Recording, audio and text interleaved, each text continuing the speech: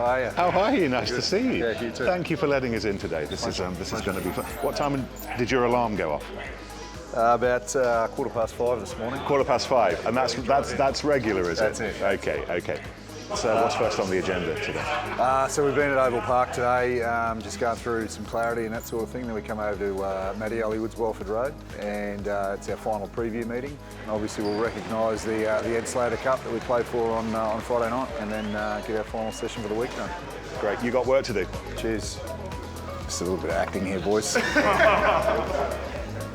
First things first, I reckon so far we've had a really good week. So obviously Monday was just in and around detail and clarity. Yesterday, an excellent session.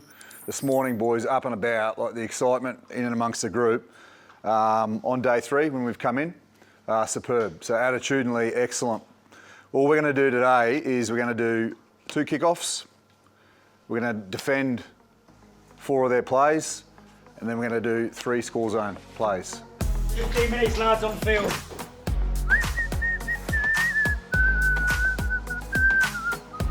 Is this your domain? Is this where you're happiest? Yeah, of course. Yeah, that's, as a coach, you want to be on the grass. You know what I mean? That's the best part of the week. Well, the second best part of the week. The best part of the week will be here on Friday night. You know what I mean? And winning and the dressing room. That's why we do what we do. Go and enjoy it. Yeah. Cheers. Thanks, Nick. Cheers. Good man. Thanks.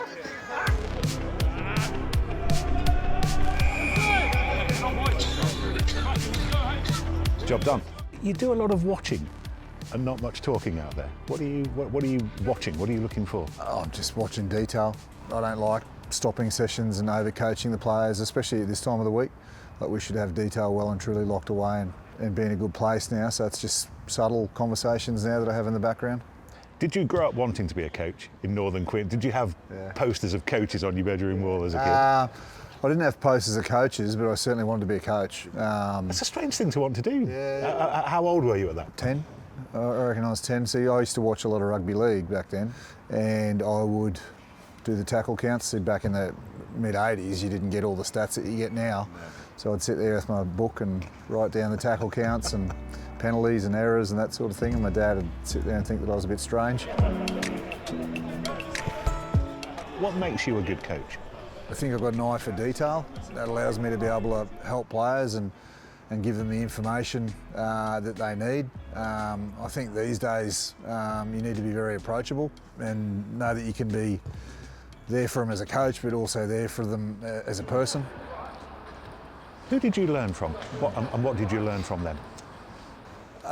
Laurie Fisher, without a doubt, very aligned with our thinking. He taught me about the importance of preparation and detail. When I moved to Canberra to coach the Tuggeranong Vikings, it was my first full-time role. That allowed me to sink my teeth into it and develop relationships with Laurie, Steve Larkham. I had some success and went there with a clear plan of winning competitions and trying to get an opportunity at the Brumbies, and it went pretty well, to be honest. And you did such a great job at the Brumbies that Dave Rennie looked across and said, fancy coming into the Wallabies? Yeah. I remember the first conversation. He said, I'd like you to come on board as my forwards coach with the Wallabies, and that was a dream. And Dave was unfortunately sacked, and I was prepared to be with Renz for another year or 2 as an assistant coach. But when it was like, you probably won't get an opportunity here for 5 years, was Eddie's contract, then, I had a look at this opportunity here.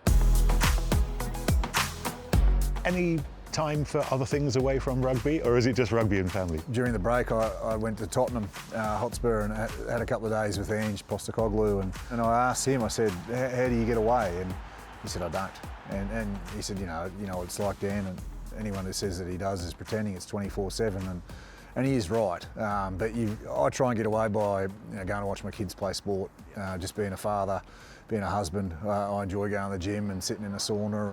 Coaches, we've got to look after ourselves, because I'm not someone who brags about sleeping 3 hours a night and working 16 hours or anything like that. We do big hours, but you've got to sleep well, you've got to look after yourself, you've got to exercise, eat well, practice what we preach. That's what we tell the players to do. So.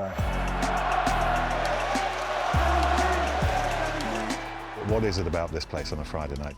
It's like just 25,000 passionate supporters, fans that love their team and who want us to do well.